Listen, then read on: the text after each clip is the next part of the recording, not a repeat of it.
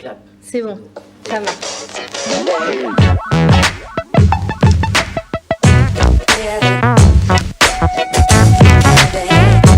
Bonjour Pierre. Bonjour Sarah. Bienvenue sur le Web TV du classement des associations. Est-ce que tu pourrais nous présenter Anéo rapidement? Alors, présenter Anéo rapidement, c'est toujours très compliqué, mais on va essayer. Déjà, donc on est dans le domaine du conseil, stratégie, transformation et technologie.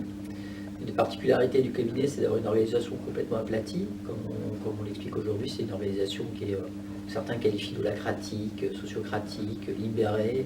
Enfin, on n'a pas de niveau hiérarchique.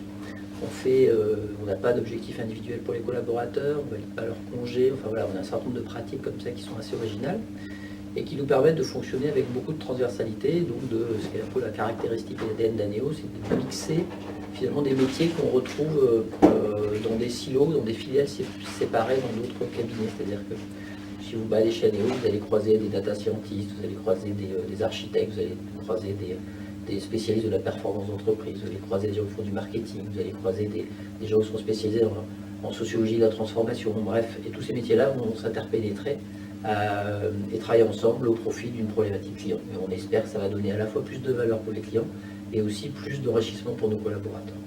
Voilà, en quelques mots. Et pourquoi avoir créé le classement des associations? Voilà, c'est une longue histoire, je crois qu'on est à la 6e édition.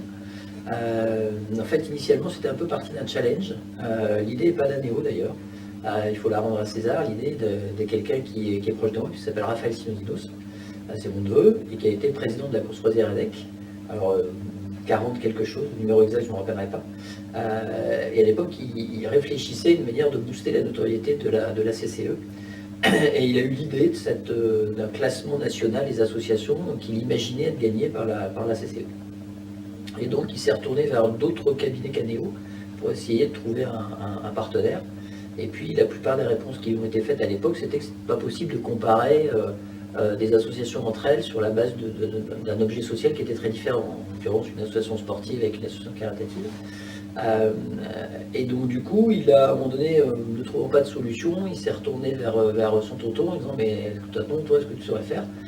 Et le simple fait qu'il m'ait dit que les autres cabinets avaient décliné en disant c'est pas possible a été une stimulation suffisamment forte pour me motiver à trouver un moyen de le faire. Donc on a construit une méthodologie à l'époque pour le faire. Et ça a été ça la motivation initiale. Aujourd'hui, c'est plus du tout cette approche-là qu'on a pour les comparer, puisque ça a évolué. Donc, mais en tout cas, il y avait cette première stimulation, et puis après, on a la conviction qu'au sein des associations, on trouve finalement les entrepreneurs de demain, les start-upers de demain, et que c'est finalement là où on trouve les meilleurs étudiants, ceux qui avancent par passion autour des associations qu'ils ont choisies, et que c'est vraiment quelque chose qui est mal valorisé dans les CV, mal connu du grand public. Donc on s'est dit qu'il y avait vraiment là un espace qui n'était pas couvert et qui méritait d'être éclairé en fait par peu importe la manière, en tout cas d'être montré à l'intersection entre les écoles, les entreprises et puis les associations pour mettre en valeur ce patrimoine. Et du coup, comme tu l'as dit, c'est la 6e édition cette année. Pourquoi penses-tu que le classement marche aussi mieux cette année que l'année dernière ou encore les années précédentes? Parce que finalement, petit à petit, l'oiseau fait son nid, c'est-à-dire que l'idée qu'on va trouver au sein des associations, des étudiants très engagés, cette idée-là, elle a progressé. Il y a de plus en plus de notoriété autour du classement. Et puis après, il y a aussi une équipe dédiée, dont tu fais partie, qui booste l'événement, ça participe beaucoup. On a aussi des partenaires qui nous ont rejoints, donc tout ça fait que le classement a plus de moyens, qui se réinvente, que la notoriété augmente, donc tout ça, mais il y a une espèce de tendance naturelle à la croissance.